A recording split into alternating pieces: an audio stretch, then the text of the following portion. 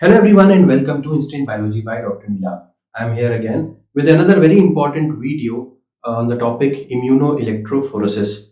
Now for those of you who understand Hindi better, I have already made a video on immunoelectrophoresis in Hindi.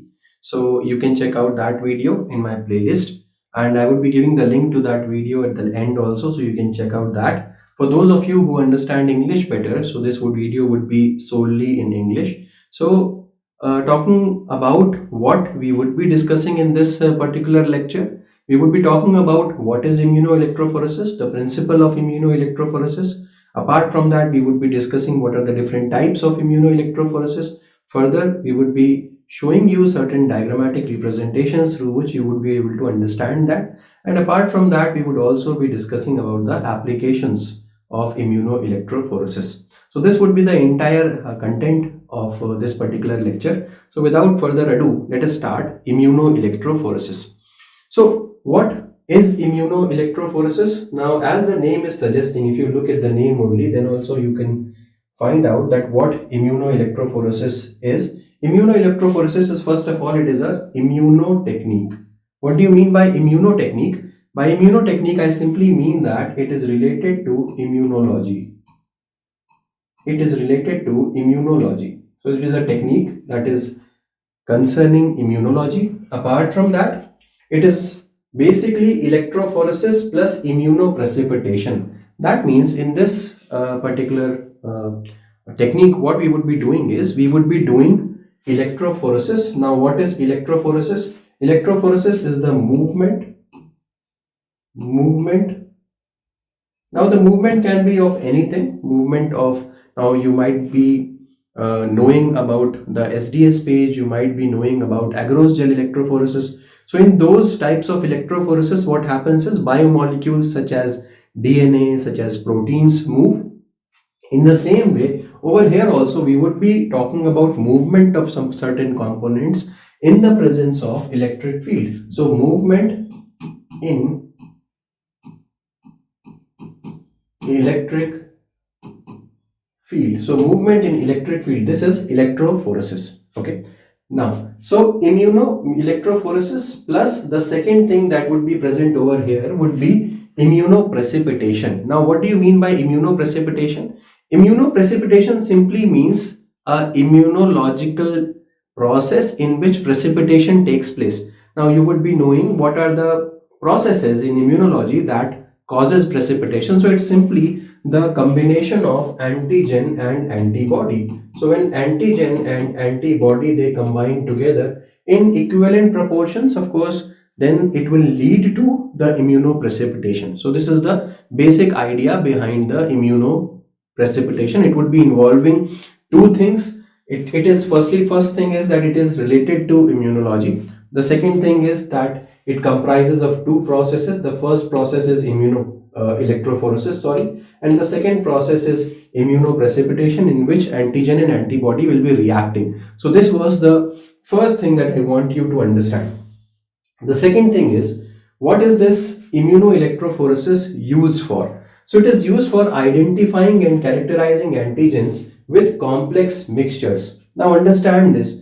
Suppose I am having an antigen with me and I am not aware that what are the properties of antigen, where is the antigen coming from. I'm not able to understand about the source of that antigen. So what we can do is we can perform immunoelectrophoresis, and with this process we would be able to identify, we would be able to find out, we will be able to recognize that what antigen is this, the first thing. And apart from that, we can also find out the salient features, characteristics. What do you mean by characterizing? We simply mean that we would be able to know the characteristic features,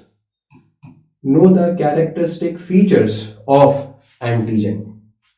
Now, how will this be done? This will be done through complex mixtures. So this over here simply means the complex mixtures that will be utilized for finding out, identifying the antigens and characterizing the antigens. So this complex mixtures will be utilized for doing this thing. So this is the first important thing that I wanted to tell you. This is the reason why you would be, or this would be the purpose of doing this immunoelectrophoresis. So this is the purpose.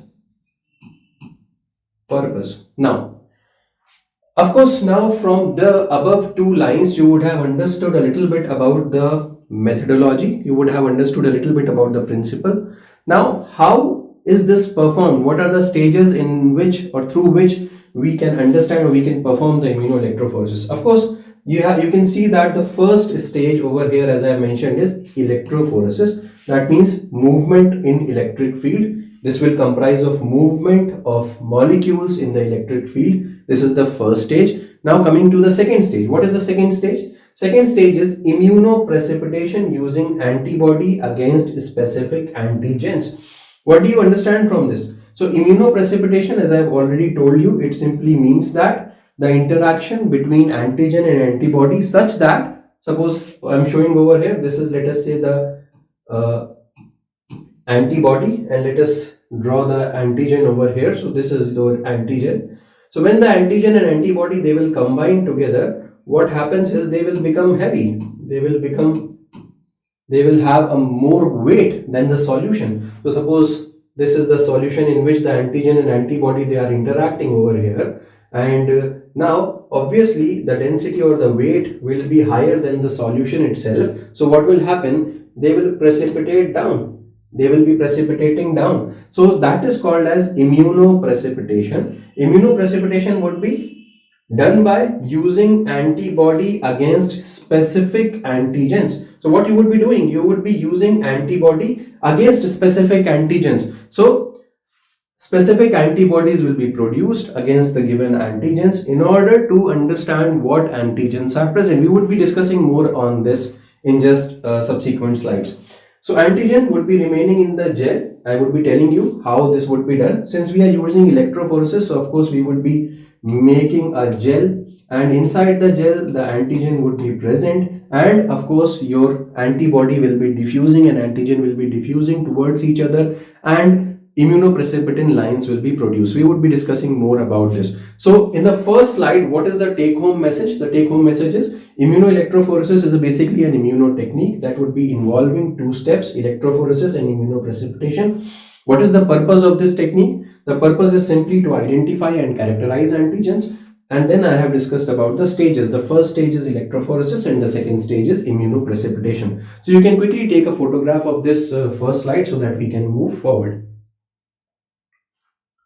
Okay, so I believe you would have understood this particular slide. Let us now move forward and talk about what are the different variants of immunoelectrophoresis. That means, in other words, we can say that what are the different types of immunoelectrophoresis. So we are going to discuss over here the types of immunoelectrophoresis. So basically, there are four types of immunoelectrophoresis: classical immunoelectrophoresis, crossed, rocket, and immunofixation type electrophoresis. So these are the four types.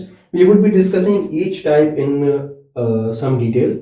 Now, let us start with classical immunoelectrophoresis. What do you mean by classical immunoelectrophoresis? Now, this is the traditional way of doing immunoelectrophoresis. How is this is done?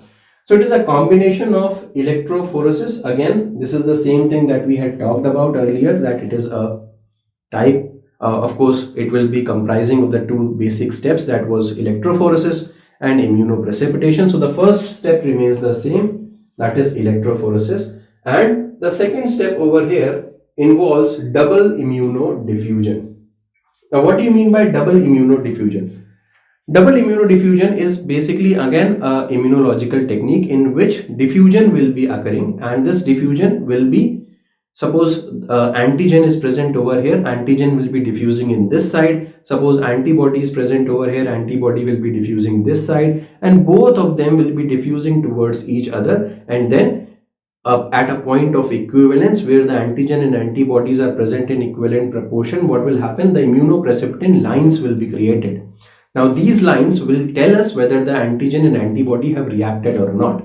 So this was the double immunodiffusion. I just told you in a little bit depth. So let us say this is the antigen, this is the antibody. Antigen will be diffusing in this side, antibody will be diffusing in this side, and over here we can see the immunoprecipitant lines, something like that. Now, Let us discuss quickly what are the two steps over here: electrophoresis and double immunodiffusion. So electrophoresis would be again utilized for separation of antigen. I told you electrophoresis obviously is used for separation purposes. Over here we are separating antigens. Now what are you separating antigens on the basis of? Antigens over here are separated on the basis of charge that they are having. What is the charge present on the antigens? On the basis of charge, the antigens are separated. This process is called as electrophoresis. The second process, that is called as immunodiffusion, will be required, or the purpose of this process will be identification of the antigen. How this will be done? What will be the mechanism? We will be seeing that in just a bit through a diagrammatic representation. Now, another very important feature about immunoelectrophoresis is that it is also used in clinical labs. What do you mean by clinical labs? In clinical settings where actually in relation to a particular disease, one has to identify, or a medical practitioner has to identify that which disease or which pathogen is the individual or is the patient suffering from, then this type of immunoelectrophoresis is utilized. So it has a lot of application, it has a lot of utility in the clinical labs. So in the clinical labs, what do we do? Presence or absence of antigen in the serum. We can identify the presence or absence of antigen in the serum. What do you understand from serum? Now you can see that if you allow the blood to settle down a bit, and then you can see at the top you would get some liquidy substance, that would be called as serum. And in the serum you can identify, or you can find out what antigen is present. Obviously the antigen would be corresponding to the disease that is seen in that particular patient. So now you can check out this particular slide. You can take an image of this and then we can move forward. Okay, so I hope you would have done this. So the take home message over here is, what is the classical immunoelectrophoresis used for? It is comprising of two steps: electrophoresis and double immunodiffusion. In case of electrophoresis, we would be separating the antigens on the basis of the charge, and about immunodiffusion over here, we would be using this technique for identification. Okay, also used in clinical labs. So this technique is also used in clinical labs. Presence or absence of antigen in the serum. Okay, now how this technique is done, let us visualize this with the help of a diagrammatic representation. You can see this. Now in this basically is a gel. Okay, now all of you would be knowing what is a gel and what it is used for. It is used for the purpose of diffusion, okay, for resolution purposes. Now in this gel, what I have done, this is a agar slab. This basically it is written also over here that this is an agar slab. That means the gel is made up of agar. Okay, now what you do is you are creating a well over here. What is this? This is a well. It is a small hole like thing that is present on the agar slab, and in this well, what you have done is you have put in some different types of antigens. What are these antigens? Let us call these antigens as antigen A, antigen B, and antigen C. These are different types of antigens that have been put in this well. Okay. Now, when you provide the electric current, or when you are providing the electric field, what will happen? The antigens will be migrating to both the sides of the gel depending upon which electrode has been connected to which side. That means positively charged antigens will be moving towards the negative electrode, and negatively charged antigens will be moving towards the positive electrode. Simple thing. So let us say that A and B antigens are present over here, and C antigen is present over here. So this was the process of electrophoresis. This is the process of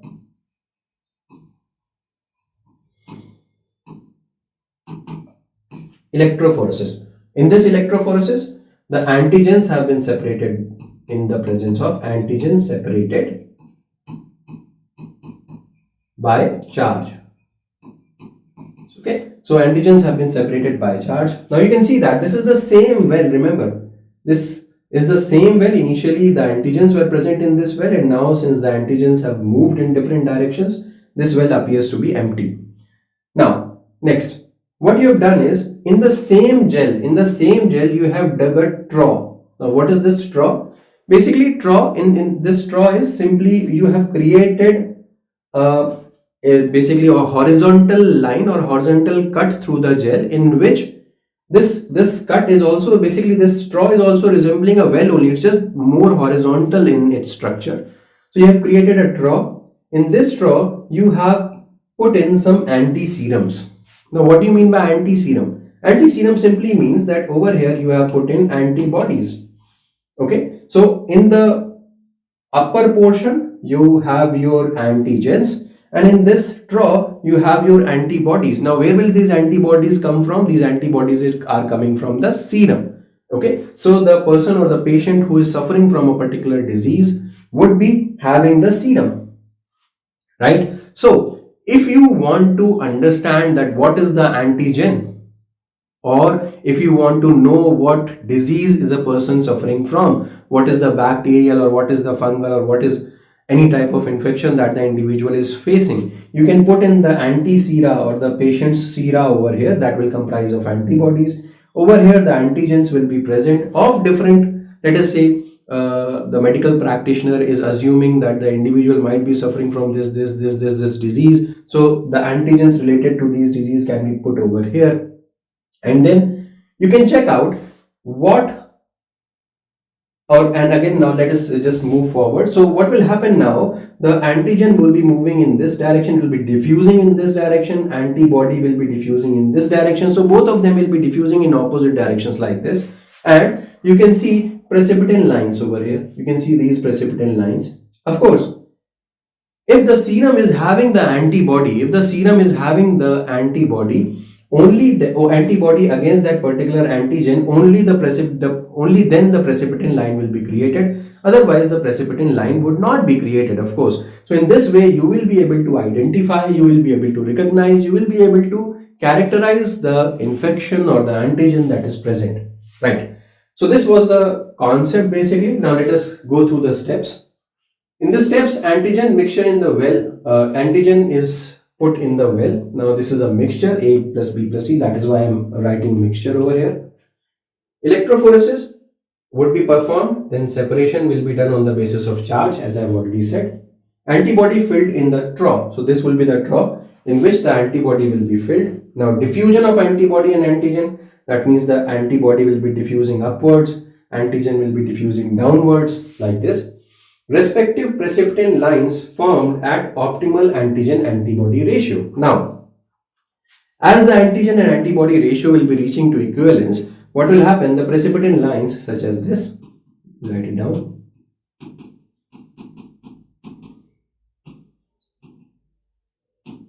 Precipitin lines would be created, right? So again, you can just take a quick photograph of this.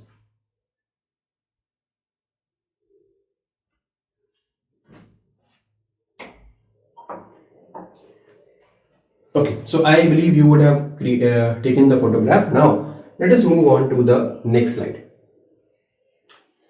Now, in this particular slide, I would be discussing about crossed immunoelectrophoresis. Now, this is the second type of immunoelectrophoresis that we would be discussing. So, let us quickly go through this type of immunoelectrophoresis.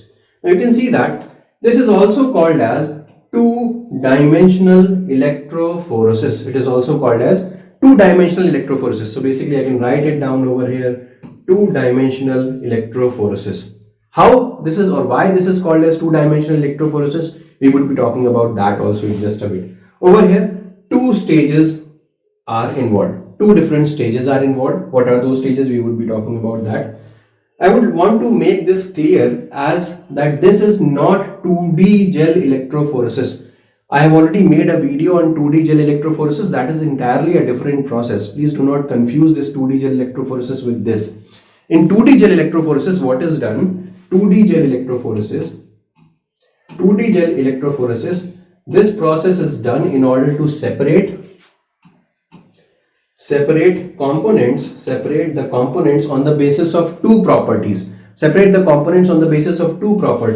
The first property is on the basis of isoelectric point, and the second property is on the basis of mass, molecular weight.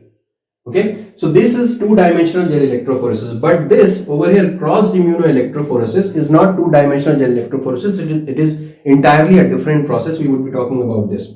So over here, antigen electrophoretically separated in one dimension and then subjected to second electrophoresis perpendicular to the first one. What I want you to understand over here is that the electrophoresis that is going to be performed over here would be performed twice.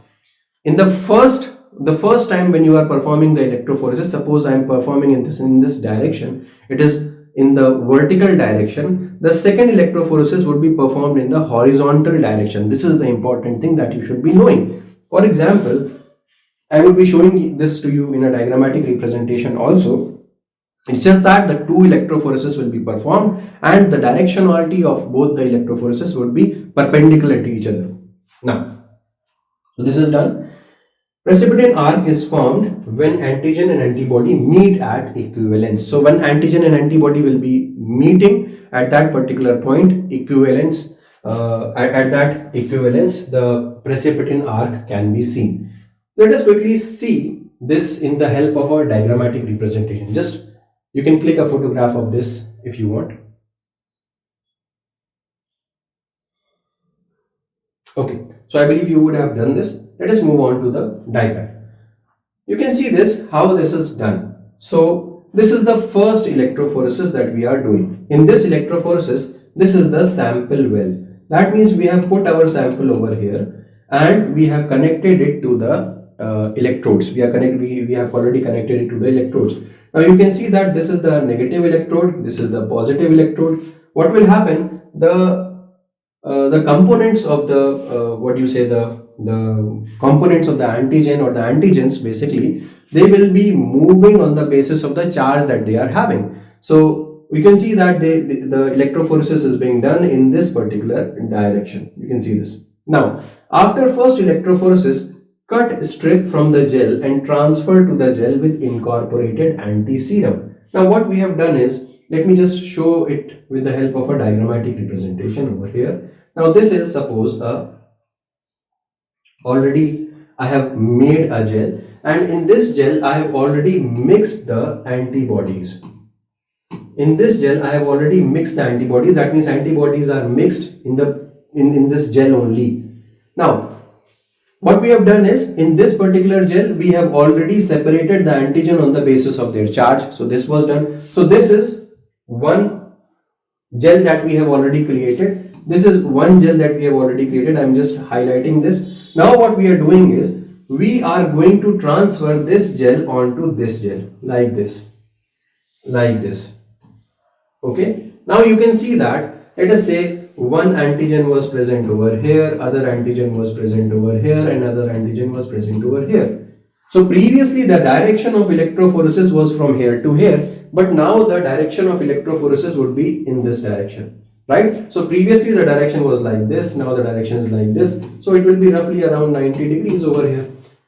Now when the electrophoresis, or when the antigen would be moving in this direction, this gel already has antibodies present. What will happen? The antigen will be interacting with the antibody at equivalent proportions. So when the antigens will be reaching, or when the antigen will be reaching at equivalent concentrations or equivalent proportions, it will start forming the precipitin lines. That is what is being shown in this image. Because this is already having antibodies, antigens are moving in this direction. When the antigen and antibody will be interacting in equivalent proportions, precipitin lines will be created. So over here you can see that, in this diagram you can see that the precipitin lines are created like this, over here, like this, over here, like this, over here. So this is how the interaction between the antigen and antibody will take place. Okay, so I believe you would have understand the crossed electrophoresis. You can take an image of this. Okay, I believe you would have taken this. So again we were talking about crossed immunoelectrophoresis. Now you would have understood why we are calling it crossed, because the directionality of the electrophoresis was perpendicular. Okay, now this is done. Okay. Application: separation of proteins having similar electrophoretic mobility. What we are going to understand over here is that what is the application of cross electrophoresis. The application is separation of proteins having similar electrophoretic mobility. That means those proteins that have similar electrophoretic mobilities, that means in the presence of electrophoresis or in the presence of electrical charge, they would be mobilizing or they would be moving at the same speed. Suppose there is protein A, antigen A and antigen B, like this, and if they have the tendency to move at the same speed in the presence of electric charge, then such type of antigens can also be separated. Such types of antigens can also be identified through cross-gel electrophoresis.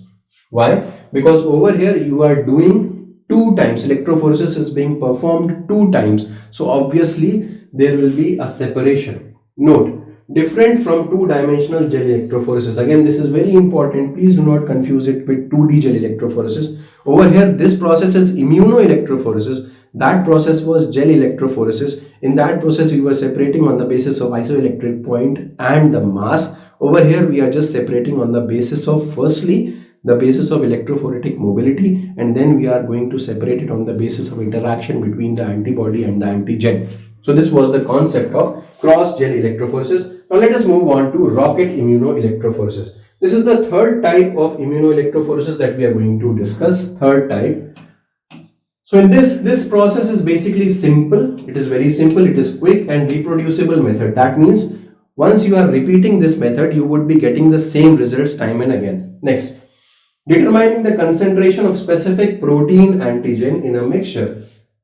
In this or through this method, you can understand, you can determine the concentration of a particular antigen. Now suppose this is an antigen mix, so this is a test tube. In this test tube, antigen A, B and C, all three are present. I can determine the concentration of antigen A present in this particular mixture through the rocket immunoelectrophoresis.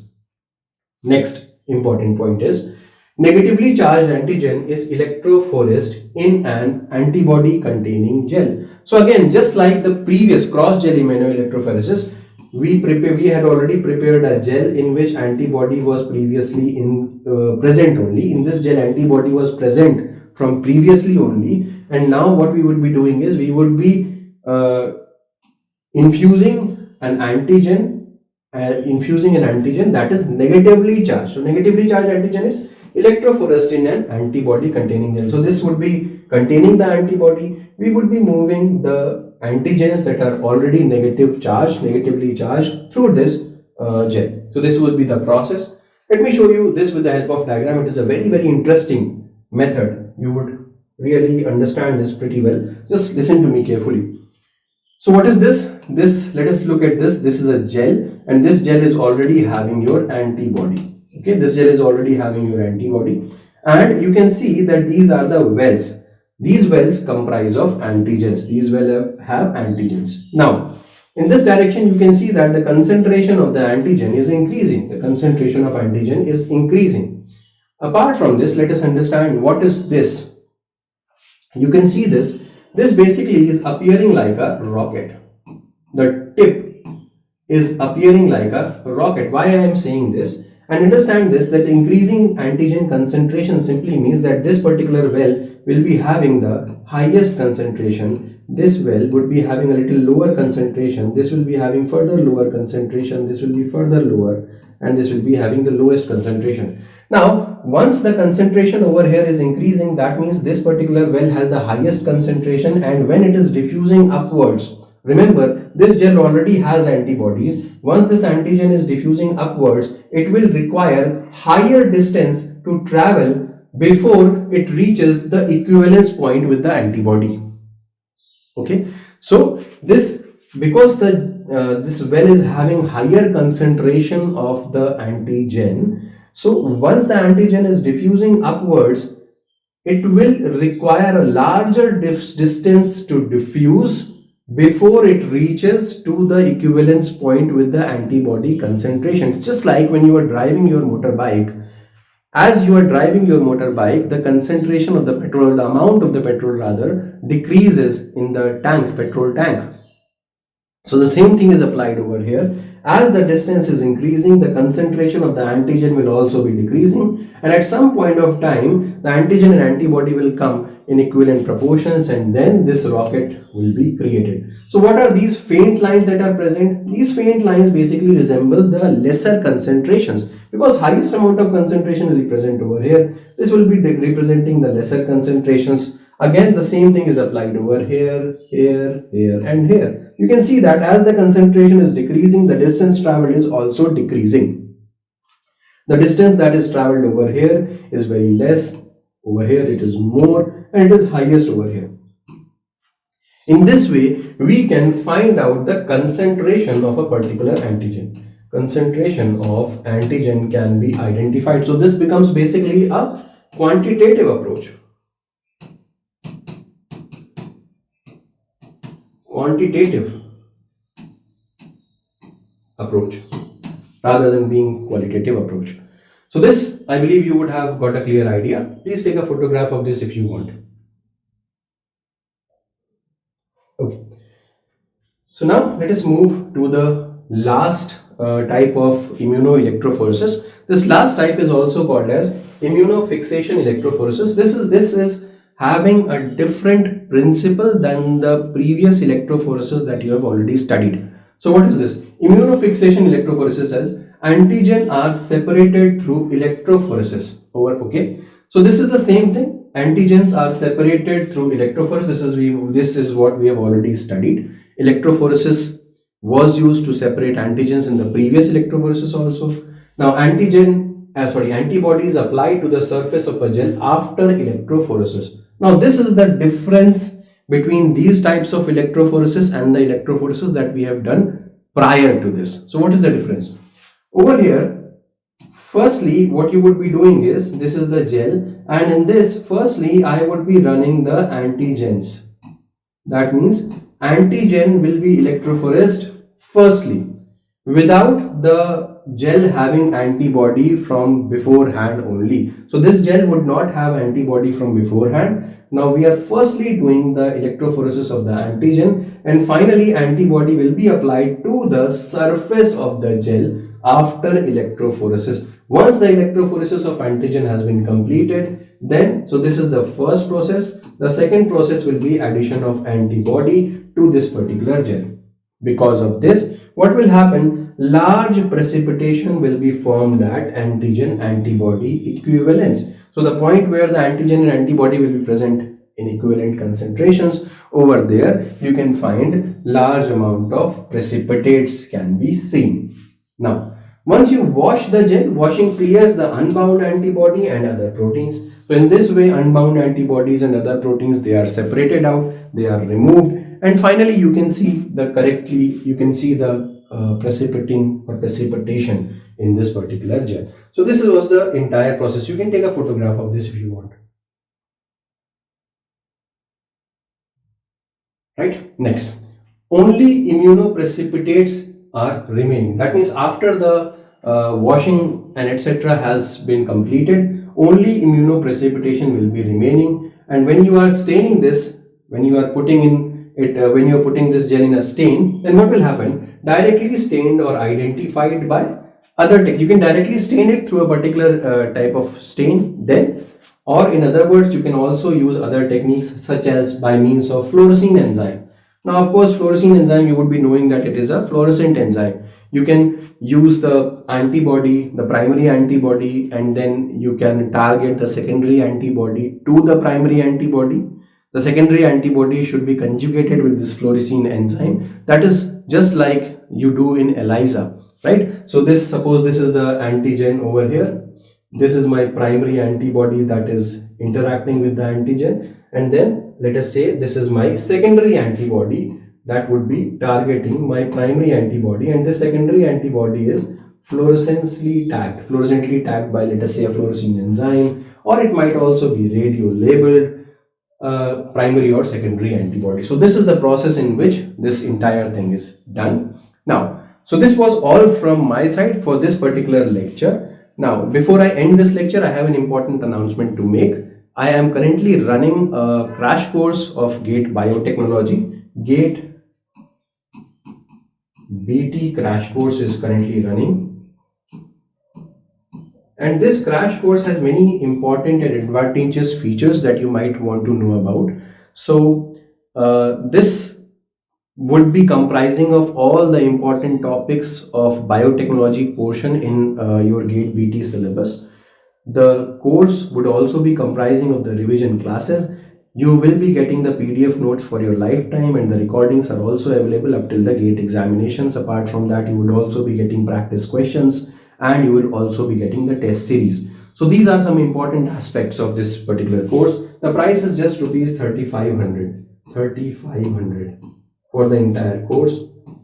If you want to get enrolled for this course, the you can contact us on this particular number 8299134528. 8299134528. This is our contact number. You can also email us. The email ID has also been given in the description section. You can take our email ID from there and contact us from there as well. Okay, so I hope you would have enjoyed the lecture. You would be getting the PDF of this particular lecture on our Telegram group. The link of the Telegram group has already been shared in the description section. So thank you for joining in. Have a good day.